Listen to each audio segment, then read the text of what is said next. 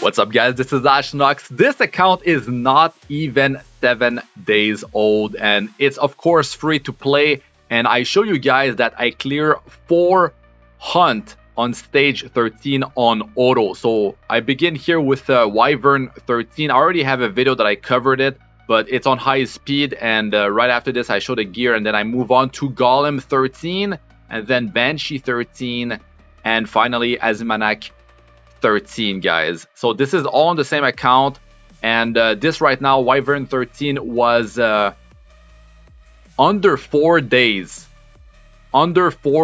old, and then I did Golem under, actually Golem, Banshee, and Azimanak 13. All of them I've done on day number 6. So you know, I had the gear and I farmed a lot, and I was able to create a lot of 6-star heroes and specialty changes, so I farmed a lot of runes, but I got it all together, and then you know, you get so many rewards from the expert hunt missions. It's juicy, guys. It's crazy. You're getting a full health set and a full attack set for each one of them. So you do the Wyvern expert hunt missions, you get full health set and a full attack set. This is 12 pieces of epic gear, item level 75, so it's pretty crazy. And then you have Banshee, and then you have Golem. So each one of them, all 3, give you 2 full set. So that is pretty ridiculous. You're getting 36 pieces of epic gear, item level 75. So it's very important to do it, and you get a bunch of other rewards. So you're going to be able to get elemental summons, which you know, the 4 to 5 star element summons actually have the best rate to get a 5-star hero. It's a 30% chance to get a 5-star hero, so that's very nice as well. And there's a ton of other rewards as well, so it's definitely a must do. And you know, that's just one thing that you get a lot of rewards from, but there's rewards coming left and right, so it's really cool. The heroes that I actually built on this account, most of them I was using in the hunt. There's just a few of them that I did not use. Like I built a 6-star Ravi. I did not use her in the hunts. I've built a Rose as well, but Rose, I bring her all over the place. It's just I didn't bring her in the hunts. So Wyvern, you know, it was easy. You can go check out my video. It's really about having 2 debuffs on the Wyvern boss. So the boss attacks your frontline hero, and you're gonna have Angelica there. She's the easiest hero to actually build up and to clear Wyvern. You could go with a knight like Crozet, but you don't have any healing, so if any of your teammates take damage, they might just end up going down. You need to be able to have some healing so you can stabilize, especially earlier on when you don't have a lot of effectiveness on your whole team, because you need to land debuffs. It's very important, and it's not only in Wyvern, it's important to land debuffs all over the place.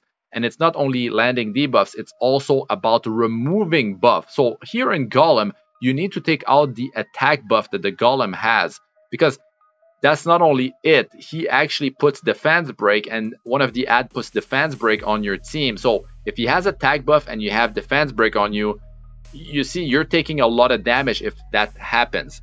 Now it's very important to have a full team of the element that's strong against the boss that you're fighting. So Golem is earth, you want to have a full fire team. Yes, you can do it without having a full fire team, but it's easier to go full fire versus Golem. It's easier to go full ice versus Wyvern. It's easier to go full earth versus Banshee.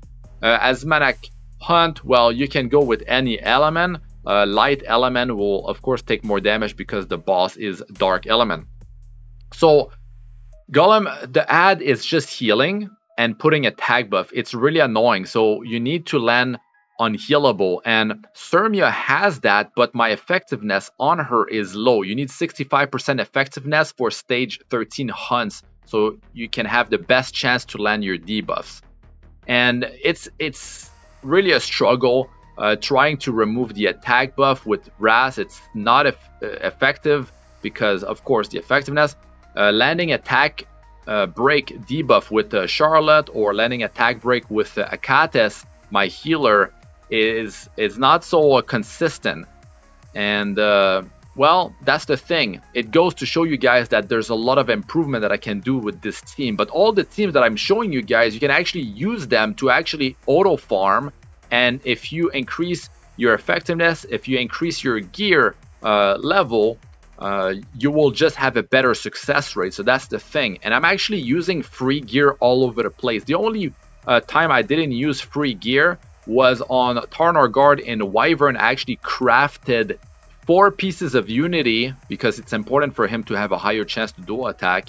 I crafted that because you get a lot of crafting materials, and I was like, I prefer to use something on that is not Wyvern materials, because Wyvern is the easiest hunt, and I'm probably gonna just farm that when I'm done with pushing all over the place on this new account. So I figured might as well would go with a hunt that's, you know, more difficult, takes more time.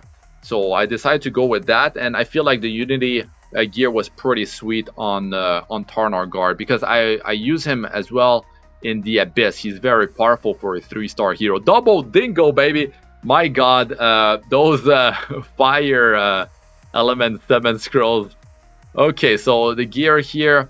So like I said, look at this, effectiveness of 20% on Cermia, guys. Like, you need to get to 65% effectiveness or close to it, because it's just going to make your life so much easier. I'm missing skill ups as well, so you know, I don't have the optimal chance to land debuff as well on top of the missing effectiveness. Daydream Joker 3-star artifact is super strong, and now you get a lot of them. Every expert hunt mission you get a 5-star hero. In Wyvern you get Sigret, the queen of Wyvern. She's completely insane. And then in Golem you get Cermia. I mean, each of those 5-star hero you get from the expert hunt mission just completely destroy the boss you know, you get them from. And you get Vivian from Banshee, and Vivian is ridiculously good. I love Vivian. I use her still after, and you know, team-wide buffing, immunity, big AoE damage that just keeps on happening as long as you down a target. And she's just so good, and she has an exclusive equipment as well. So yes, Golem, like I said, raise that effectiveness, remove the attack buff from the boss, apply defense break to make things easier, but you don't even need defense break. You just need to make sure that you're removing defense break on your team, and you're removing the attack buff from the boss, and hopefully you're able to land like an attack break so the boss deals even less damage. The unhealable makes it so the run will be faster, and the defense break will make sure that the run is faster, especially with Daydream Joker.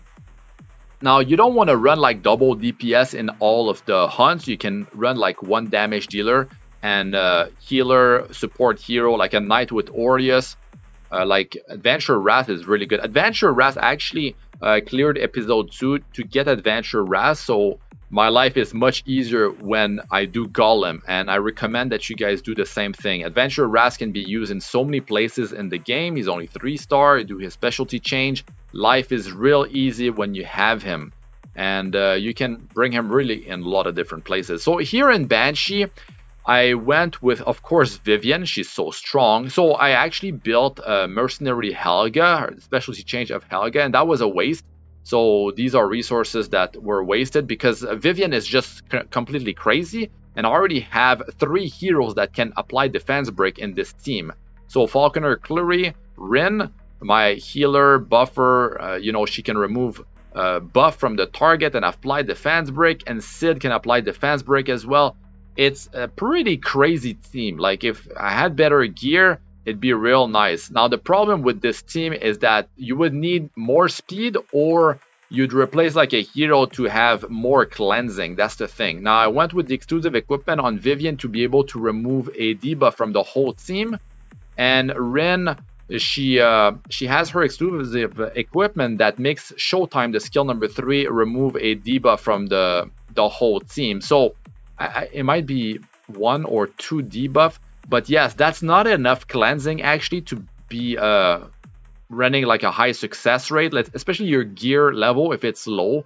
and you have like entry gear, free gear that you're getting from all the, you know, expert hunt mission or login reward as a new player. On day 3 you get the health set, on day 5 I believe you get the attack set. But yeah, if you run free gear, your effectiveness is crappy, your speed is not high, especially you don't have speed main stat boots, you're gonna be in the struggles when you don't have powerful cleansers. So that's the thing. So if you have you went with Iseria, let's say, from your selective summon, you got Tamarine after, of course your life will be much easier because you can bring Iseria plus Tamarine in Golem, in Banshee, in Azimanak Hunt. You can bring them all over the place in the Abyss and raids, like everywhere in the game, in PvE content, so the content that is not player versus player. So that's the thing. That was the weakness in the Banshee run, but to be honest, like, the damage was definitely there. Cidd went down because the boss, if there's a debuff and the boss attacks a debuff target, you know, one of your allies that's debuff, the boss will attack twice. So she really like ramps up and start putting more poison, more debuffs, and it can get real crazy real quick. So that is the big problem. You need to be controlling those debuffs, you need to be cleansing them. Hence why the hero like Rin is definitely not optimal. That's the thing. If you're running like Destina, would make your life so much easier because you're still running a full earth team, which is optimal versus Banshee. Since she's ice, you're strong with earth versus ice.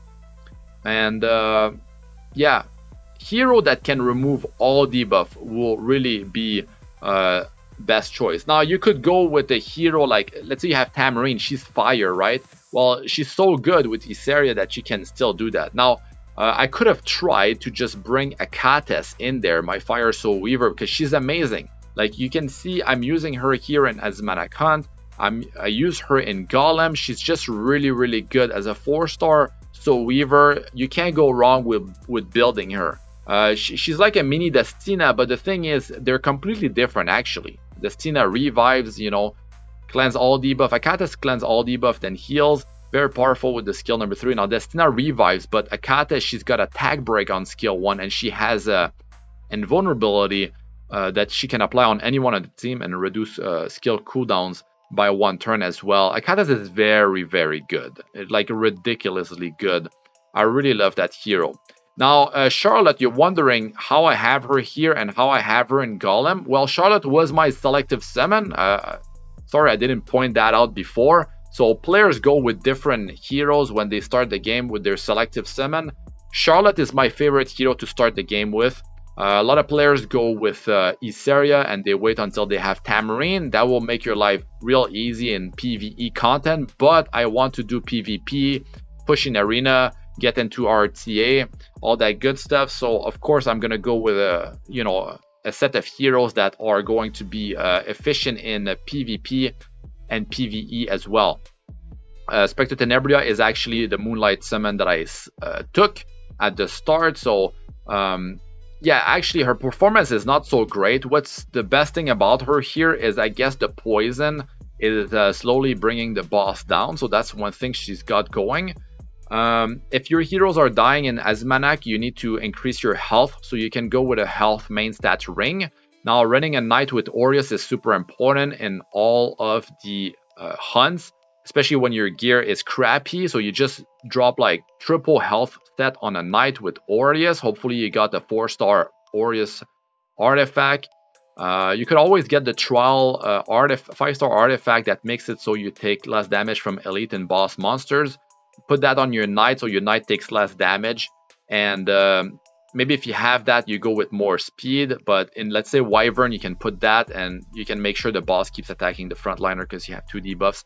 Now Azimanak is dangerous when the boss is like below 30%. Also, you don't want a team that puts more than 2 buff on the whole team, because the boss will use a mega attack and deal so much damage against you. That's why I didn't go with a setup with like Vivian, because I already have Charlotte that has you know, defense buff and attack buff. So if I have Vivian, then she's gonna put immunity, and then I'll have 3 buffs on my team, and then the boss will use a big AoE attack. It's gonna be dangerous, and it's just gonna wipe my team.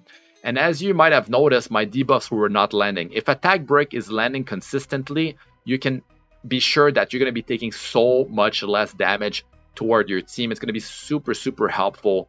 But of course, the big thing, the effectiveness. I brought it up multiple times. But yeah, you can see like certain heroes I've used multiple times, like Achates, used twice. Falconer, Kluri, I've used twice. Charlotte, I've used twice. So these heroes are actually very good. Like, you cannot go wrong with these heroes on a new account. That is for sure.